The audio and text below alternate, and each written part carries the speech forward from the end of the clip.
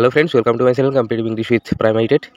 তো বন্ধুরা, 2022 TET pass তোমরা যারা ক্যান্ডিডেট রয়েছো, তো তোমরা কিন্তু অনেক দিন থেকেই অপেক্ষায় আছো যে তোমাদের কবে ইন্টারভিউয়ের যে নোটিফিকেশন সেটা আসে। তো দেখো, তো আমি আমার আগের একটা ভিডিওতে, গতকালের একটা ভিডিওতে সেখানে জানিয়েছিলাম যে কেন দেরি হচ্ছে নোটিফিকেশন আসতে। তো যাই হোক, তো সেখানে আমি বেশ কিছু কারণ কিন্তু উল্লেখ করেছিলাম। তো দেখো, বেশ কিছু সমস্যা কিন্তু এখন রয়েছে। এই সমস্যাগুলোর সমাধান না হওয়া পর্যন্ত নোটিফিকেশন কিন্তু আসবে না। তো দেখো, তো আস্তে আস্তে যে জট, নোটিফিকেশন আসার যে জট, যেসব অন্তরায়গুলো রয়েছে, তো সেগুলো কিন্তু একের পর এক কেটে চলেছে। তো গতকালই আমরা দেখেছি যে 5%, 11,765 ভ্যাকেন্সিজে 5%-এর প্যানেল, তো সেটা কিন্তু ফার্স্ট ফেজ প্রকাশিত হয়ে গেছে।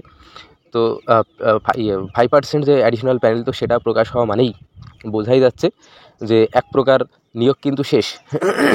এটার মাধ্যমে বোঝা যাচ্ছে যে 20-22 মামলার জন্য পর্ষদ কিন্তু আর অপেক্ষা করবে না পরবর্তী যে রিক্রুটমেন্টের নোটিশ সেটা দেওয়ার জন্য।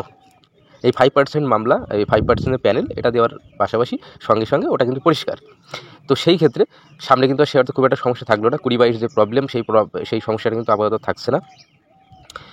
এছাড়া আরও একটা বিষয় যেটা রয়েছে সেটা হলো ওবিসি মামলা রয়েছে।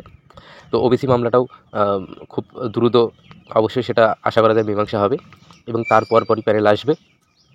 এবং এইভাবে জট যেগুলো বেঁধেছিল সেগুলো একের পর এক কাটছে, ঠিক আছে। তবে তার পাশাপাশি তোমরা যারা ক্যান্ডিডেট রয়েছে 2022 টেট পাস, তো তোমাদেরকে কিন্তু হাল ছেড়ে দিয়ে বাড়িতে বসে থাকলে হবে না। তোমাদেরকে কিন্তু নোটিফিকেশনের জন্য যেসব পদক্ষেপগুলো, যেসব কর্মসূচিগুলো নেওয়ার প্রয়োজন, সেগুলো কিন্তু অবশ্যই তোমাদের নিতে হবে। আগামী 2 তারিখ, 2nd জানুয়ারি, তোমাদের কর্মসূচি খুব সম্ভবত রয়েছে, যেটুকু খবর পাওয়া যাচ্ছে। তো তোমরা অবশ্যই বাড়িতে বসে না থেকে ওই 2 তারিখের কর্মসূচিতে যোগদান করো এবং নিজের অধিকার তোমরা ছিনিয়ে নাও। দেখো, কেউ কিন্তু কারোর অধিকারের জন্য কিন্তু কেউ সেখানে যাচ্ছে না, তুমি কিন্তু তোমার অধিকারের জন্য যাও। তো সবাই যদি নিজের অধিকারের জন্য যায়, তবে সেখানে কিন্তু সবার স্বার্থই কিন্তু সেখানে, কারণ সবার স্বার্থ কিন্তু নিহিত আছে। এই হলো বিষয়। তো প্রত্যেকে যদি প্রত্যেকের মতো করে যাই, তাহলে সেখানে কিন্তু একটা বিরাট সংখ্যক ক্যান্ডিডেট কিন্তু জমে যাবে স্বাভাবিকভাবে এটা। তো অবশ্যই সেটা একটা ভালো ব্যাপার হবে। আর নিজের দায়িত্ব অবশ্যই নিজেকে নিতে শেখো। এর আগেও যারা যারা আন্দোলনে যাওনি, হয়তো ভেবেছো ও তো যাচ্ছে, রাম যাচ্ছে, তাহলে আমি কেন যাব। এই যে মানসিকতা, এই মানসিকতা থেকে বেরিয়ে এসো। এই মানসিকতা থেকে বেরিয়ে এসে নিজেও পার্টিসিপেট করো। যেসব সাথী সঙ্গীরা যারা রয়েছে তাদের সঙ্গে তুমি যদি পার্টিসিপেট করো, এই যে কাজটা কিন্তু আরও অনেক বেশি সহজ হয়ে যাবে। যত কঠিন কাজই হোক না কেন, একা কিন্তু সেটা করা সম্ভব না। 10 জন সেখানে যোগদান করলে কাজটা কিন্তু সহজেই হয়ে যায়, যত কঠিনই হোক না কেন। তাই অবশ্যই তোমরাও এগিয়ে চলো সবাই মিলে, যারা এর আগেও যাওনি।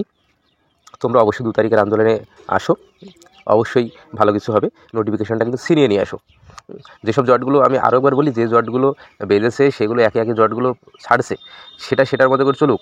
কিন্তু তোমাদেরকেও কিন্তু নোটিফিকেশন ছিনিয়ে আনার জন্য যেসব কর্মসূচিগুলো নেওয়ার দরকার, সেগুলো তোমাদের নিতে হবে। তো যাক, এই বিষয়গুলো আমি তুলে ধরলাম আজকে। তো অবশ্যই প্রাইমারি সংক্রান্ত বিভিন্ন খবর পেতে, বিভিন্ন আপডেট পেতে অবশ্যই আমাদের চ্যানেলটি সাবস্ক্রাইব করে রাখবে। ধন্যবাদ।